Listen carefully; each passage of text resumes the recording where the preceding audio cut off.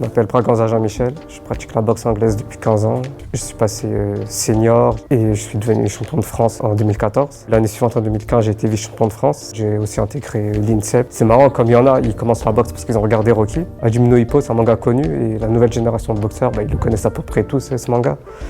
Et moi, c'est vraiment ça qui m'a motivé à faire de la boxe. Être doué, c'est apprendre plus vite, à maîtriser plus vite les gestes, la gestuelle, la technique. Il y en a qui ne sont pas forcément doués dès le début, mais qui surpassent ceux qui sont doués à force de travail, de rigueur, de persévérance. La feinte, ça va être, je feinte avec le direct du droit et je viens là.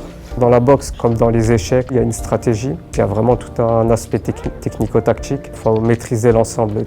La première chose, c'est quoi? C'est le cadrage. Le cadrage, ma jambe avant entre ces deux jambes. Meilleur souvenir quand je suis devenu champion de France en 2014, c'est sûr. Moi, surtout que j'étais un peu dans ma région, en Ile-de-France, à Fontaine-sous-Bois, avec mon club qui m'a soutenu, qui s'est déplacé. Et le pire souvenir, ma rupture au tendon d'Achille, qui m'a mis un arrêt net à ma carrière. Quand j'ai arrêté la boxe, je voyais qu'il y avait quelque chose qui me manquait. Il y en a qui disent que c'est une drogue. Moi, je peux dire que c'est mon oxygène. J'ai besoin de la boxe pour vivre. Et donc, j'aimais vraiment ça. J'aimais être attaché à ce milieu. J'aimais les valeurs que ce sport dégage. La phase d'action, c'est quoi? C'est l'attaque. Donc, une phase d'action, c'est une attaque classique. Voilà. Quand on rentre dans le ring, on doit rester concentré sur l'objectif et on doit être affûté, attentif à l'adversaire, persévérant, rigoureux et motivé. C'est les trois qualités obligatoires pour se lancer dans la boxe. C'est adapté vraiment à tout le monde. Dans la boxe, on trouve de tous les milieux différents. Pour moi, un bon boxeur, c'est quelqu'un qui a une faculté d'adaptation. On apprend que c'est la persévérance, le travail qui prime. 1, 2, 3, pas de retrait partiel. J'étais surtout un contre-attaquant, je boxais sur l'erreur adverse. Le but, c'était vraiment de s'adapter. J'ai toujours été intéressé par la mécanique de l'entraînement, savoir quoi faire. Même en tant que boxeur, il y a un côté physiologique, biologique. Feinte du bras avant à mon signal. Feinte du bras arrière.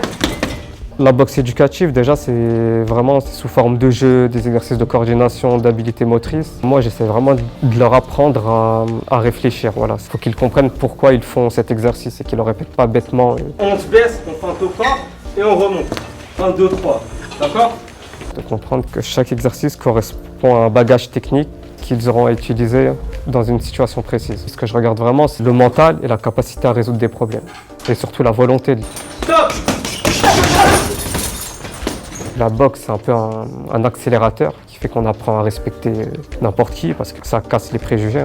Les cours sont mélangés, filles-garçons. Moi, à mon époque, c'était séparé. Maintenant, ça a changé et les filles ont fait leurs preuves en compétition. Ce que j'aimerais faire, c'est monter un double projet de boxe et de soutien scolaire pour permettre aux boxeurs de pouvoir allier le sport-études, ce qu'on ne peut pas faire à un niveau départemental, régional, toute la structure qui permet d'allier les deux. Et donc moi, j'aimerais vraiment créer à l'image d'Aubervilliers une salle où les boxeurs auraient des créneaux pour s'entraîner et ensuite être soutenus dans leurs études, même avoir un conseil dans leur orientation, ce qu'on néglige beaucoup actuellement dans les clubs. Il me faudra un appui du département, de la région, des infrastructures nécessaires, c'est-à-dire un local où je peux entraîner et avoir un espace de soutien scolaire avec des intervenants, une bibliothèque.